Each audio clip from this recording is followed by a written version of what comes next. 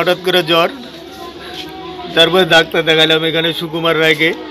সুকুমারকে রাখা দেওয়ার পরে রিপোর্ট দিল। রিপোর্টে সুকুমার রায় বললো যে কিচ্ছু হয় নাই। তারপরে আমরা রুগী বাড়িতে দেখি পরিস্থিতি খারাপ হচ্ছে, আমরা এমজিএন হাসপাতালে নিয়ে গেলাম কুচবিহারে। নিয়ে যাওয়ার পরে ওইখানে ভর্তি করাইলো। প্রায় 2 ঘন্টা বিনা চিকিৎসায় ফালায় রাখছে। খালি একটা নার্স এসে স্যালাইন লাগাই দিয়ে চলে গেছে। 2 ঘন্টা একদম বিনা চিকিৎসায় ফালায় রাখছে। আমরা বারবার বললাম যে ডাক্তারবাবুকে খবর দেন, ডাক্তারবাবুকে খবর দেন।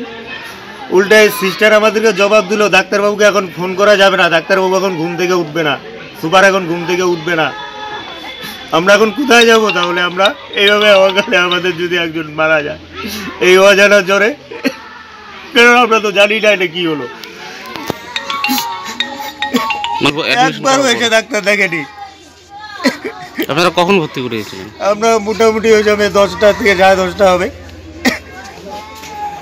আর মারা গেল না, কোনো কিছু ওরা কোনো কেয়ারই নেয়নি। ওরা যে একটা জিনিস করবে, যে এই জিনিসটা করবে, কোনো কেয়ার নেয়নি ওরা। ডাক্তারকে আমরা উল্টে বললাম আমাদেরকে সুপারের নাম্বারটা দেন। সিস্টারকে বললাম, অনুরোধ করলাম, বলে সুপারের নাম্বার দেওয়া যাবে না, সুপার এখন ফোন করে ডিস্টার্ব করা যাবে না সুপারকে। জ্বর 2-3 দিন থেকে জ্বর হয়েছে। কালকে সকালবেলা ডাক্তারকে দেখালাম, এখানে সুকুমার রায় ডাক্তার, ওকে দেখালাম।